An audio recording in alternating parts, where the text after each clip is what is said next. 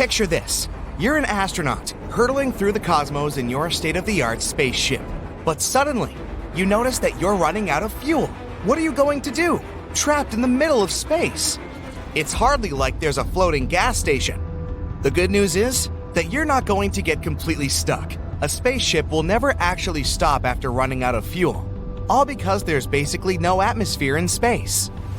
That's where the popular phrase, "in space, no one can hear you scream," comes from. Sound travels through the vibration of teeny tiny atoms and molecules. In space, where there is no air, there's simply no way for sound to travel. It's the same for our spaceship.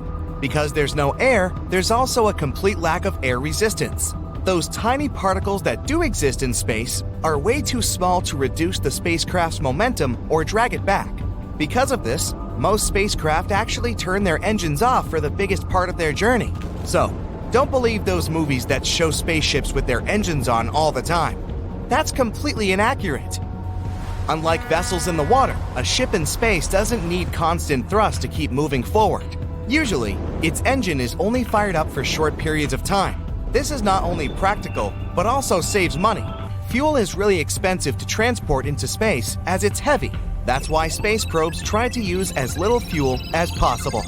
They need it when they set off from Earth, and then again when they re-enter the atmosphere. It happens when they need to slow down upon their return. While cars and trains have brakes, it's not that simple to bring a spaceship to a screeching halt. The engines are needed to slow the ship down or bring it to a complete stop. This involves strategically firing up impressive thrusters at the front. It creates the needed drag and reduces the spaceship's speed. But this process also requires super high levels of precision. One wrong move and you're toast. Literally. Hit the thrusters too fast and the spacecraft will set on fire as you re-enter Earth's atmosphere at thousands of miles per hour. Traveling too slowly can also cause problems, because in this case, you might miss our planet's orbit completely and move way past Earth. And most spacecraft don't have enough fuel to try for a second re-entry, so traveling too slowly needs to be avoided at all costs. But back to the issue at hand. This basically means that any vehicle with an empty tank will continue traveling at the same speed across space until it eventually runs into something. There's just no other way for it to stop. Wait, actually, maybe that's not good news. If you get stranded, it's pretty unlikely that your buddies over there at NASA are going to organize a rescue mission. This sounds kinda sad, but it does make sense. By the time they set up a new team and find a ship to come and rescue you, you'll have already traveled so far into space it would take them years to reach you. This would also cost a ridiculous amount of money. NASA spends on average a whopping $152 million to launch a ship into space. That's as much as buying 6 brand new top-of-the-range Lamborghinis. Even crazier, it cost NASA about $49 billion to develop and launch the first space shuttle. Unfortunately, once you've left Earth's orbit, it's near impossible that you'll make it back without fuel. That's what actually happened to NASA's Dawn spacecraft back in 2018. On a random day, the spaceship ran out of fuel. This left it completely stranded in the middle of space. It stopped transmitting signals to Earth, bringing an end to an 11-year-long mission that set loads of space records. The spacecraft could no longer generate electricity, as it had no fuel to move its solar panels to point them toward the sun. And to this day, the spaceship is still floating somewhere in space in a derelict state. Luckily, Dawn had no astronauts on board. The spacecraft began to orbit the dwarf planet Ceres, which was the object it was originally investigating. For context, an orbit is a curved path around a star, planet, or moon that an object gets stuck in. But wait, NASA are experts in all things relating to spacecraft. So how did they allow a ship to run out of fuel in the first place? It's actually super difficult to accurately measure the amount of fuel you'll need in space. On Earth, gravity keeps all the fuel at the bottom of the tank, and you can use a float sensor to measure how full the tank is. But this is impossible in space due to a lack of gravity that normally weighs the fuel down. Instead, a common approach is to add an air bladder into the fuel tank that's pressurized before launch to push the fuel into lines. The more fuel is used, the more this bladder expands. It takes up more space and keeps the fuel under the right amount of pressure. This pressure is monitored. That's how they can tell how much fuel is left. As you see, it's a lot more complicated than here on Earth. But say there were astronauts aboard a spacecraft that had run out of fuel. How long could they survive? Well, this depends on how much food and water is on board.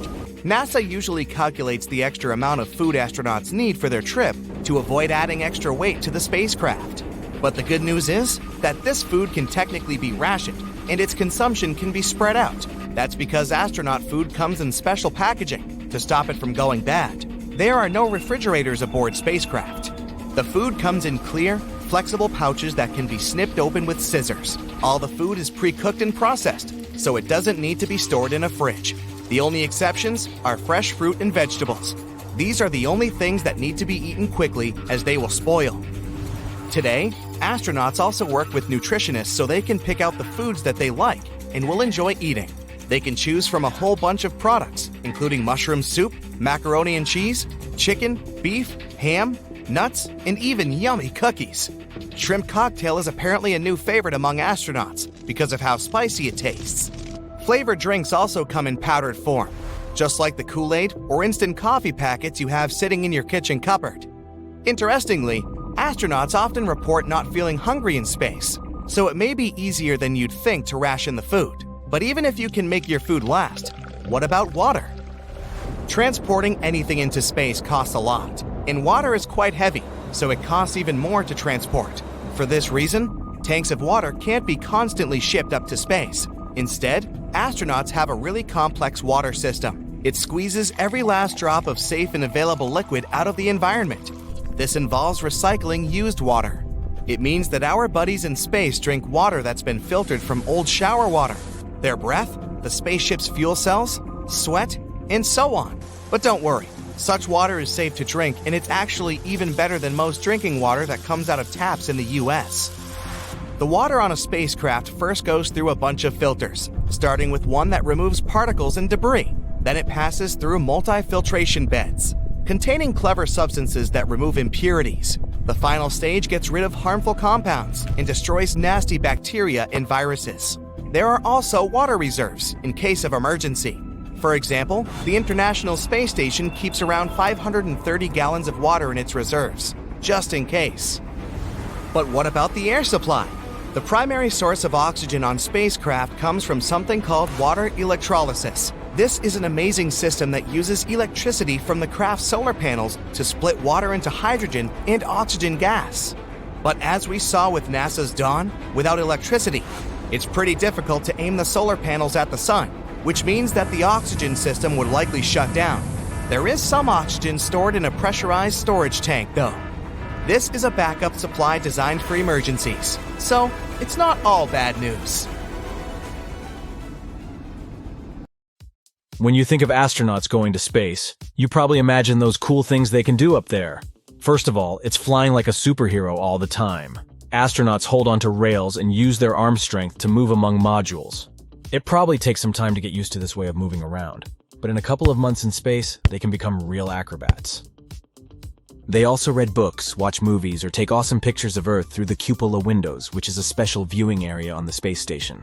They also invent new games, like the one where they try to hit a target, or where they race one another from one end of the station to the other as fast as they can. And zero-gravity sports must be so cool. Imagine playing soccer up there. It's the only way I'd ever be able to do a bicycle kick properly. It's cool how they eat or try to catch a bite from a floating spoon. But besides all these fun things, they need to sleep too. And that's not so easy in space. Not having gravity can be cool when you fool around and fly across your chamber, but it's definitely not that great when you're tired and can't wait for your head to hit the pillow. Because in space, that won't happen. Instead, astronauts have to sleep in small sleeping bags attached to the wall. This way, they won't float around or potentially bump into things while they're sleeping. No sleepwalkers up there, only sleep floaters.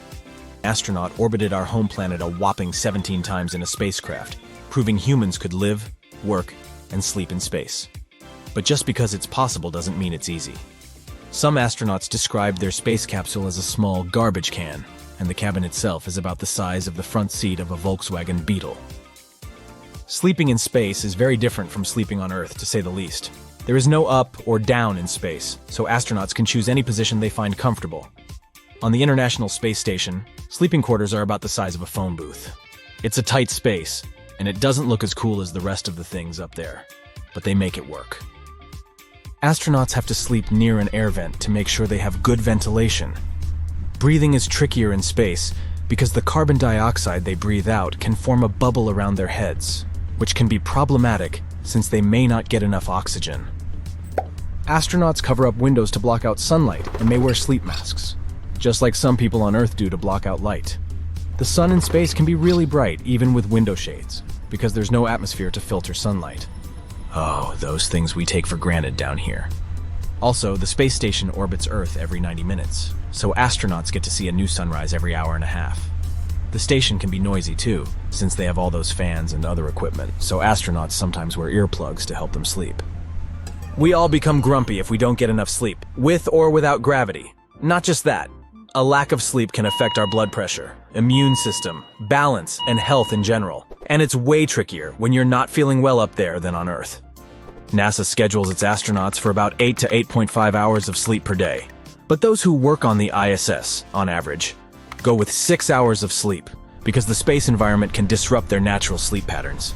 That's why it's not so unusual to have insomnia and sleep deprivation when in space. Astronauts sometimes have changes in their schedules. They have to work long shifts or finish tasks assigned at night. All this works against good sleep. That's why NASA has sleep education and promotes special relaxation techniques to help crew members sleep better. Dreams and nightmares are as common in space as they are on Earth. You just can't get away from your mind making up different scenarios while you're sleeping. And you know that feeling when you first wake up all groggy and sluggish? It's like your body and brain are still trying to catch up and fully wake up.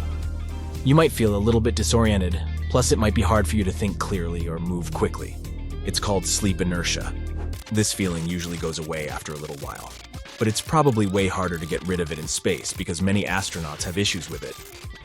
And even if you had perfect conditions for sleep, just being in space would probably disrupt your body's natural sleep-wake cycle. Two things regulate this cycle: the S process and circadian rhythms. The S process controls whether we are asleep or awake throughout the day. In space, your body gets less deep sleep, which means it goes through some changes in the S process. Circadian rhythms help regulate our internal body clock as well. In space, where such cues as exposure to light and darkness are a complete mess, you can't simply set your alarm clock at 7 a.m. every morning. At least up there, I'd have a good excuse for not doing this. To help astronauts adjust, NASA has added special lighting inside the space station, which mimics a regular day on Earth. They try to block out outside light at night and provide enough light during the day to help astronauts stay awake and sleep at the right times as much as possible. Astronauts need to be careful not to get exposed to blue light from electronic devices because that disrupts sleep too. That tip sounds familiar. We need to figure out as many tricks as possible to get better sleep because we don't want to go on a mission to Mars and come to our potential new home all grumpy and moody. Plus, people who will go on these special space missions won't have as much space as astronauts on the ISS. Their quarters may not be like the comfortable bedrooms they have back on Earth, but they will still be dark, quiet, and best of all, private. At the same time, say goodbye to privacy on your way to the moon. On such missions, there will be less space for crew members to sleep. It will be like camping with your friends, but with not enough tents. And imagine jet lag in space. It usually hits astronauts even before they get to the space station. To help with this, they start adjusting their sleep schedules a few days before they launch into space.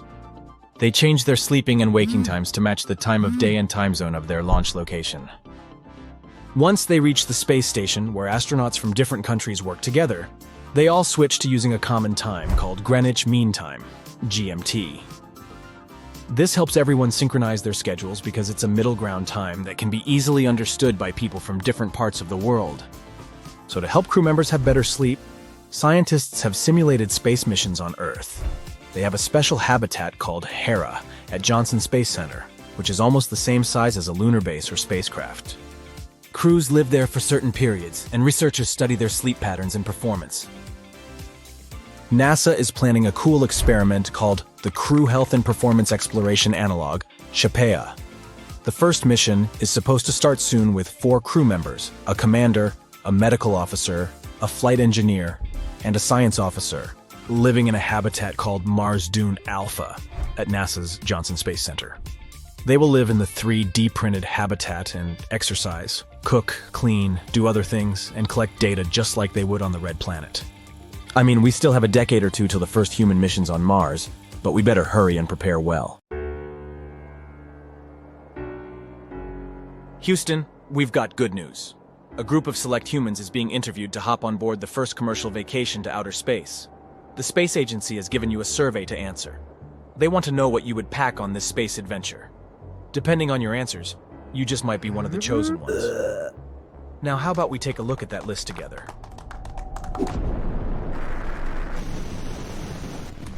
Pencils. I guess I never would have thought of that, but it makes sense. Legend has it that the US spent millions of dollars trying to design a pen that worked in space.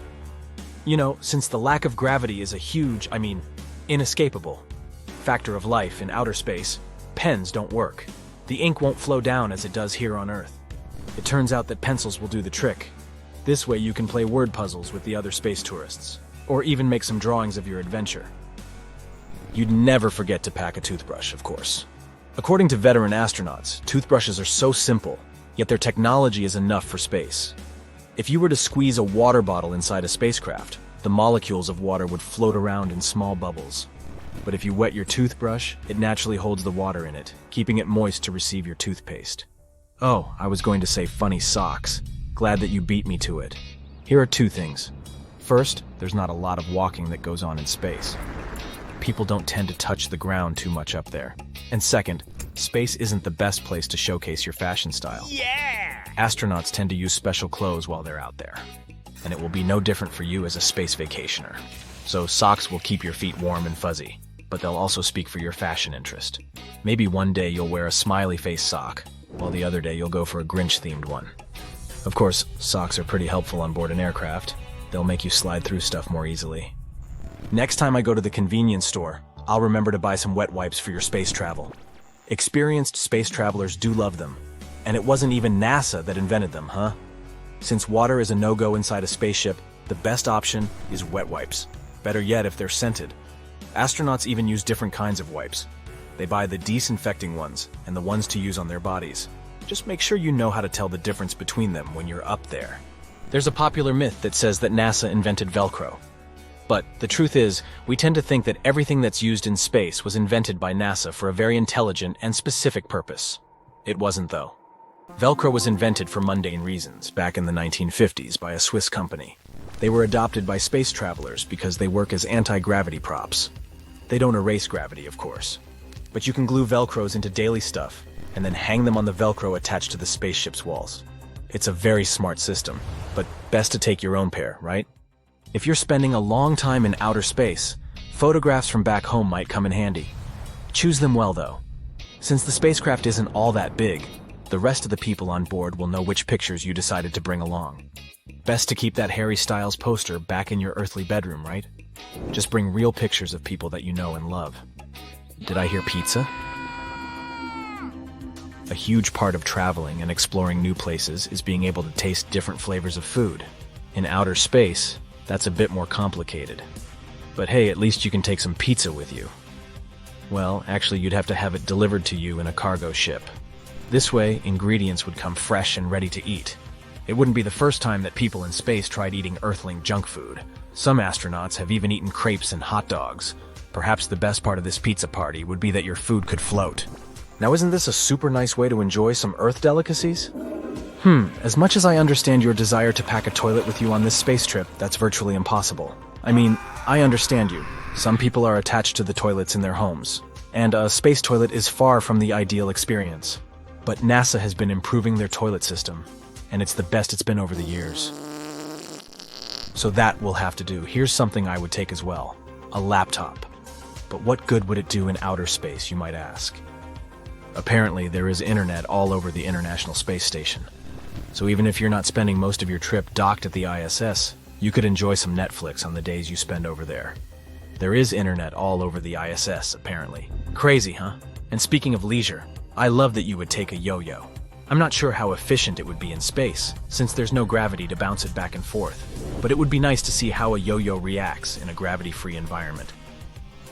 Oh, I love jigsaw puzzles. This would definitely be on my list as well. Imagine trying to build a jigsaw puzzle that keeps floating in the air.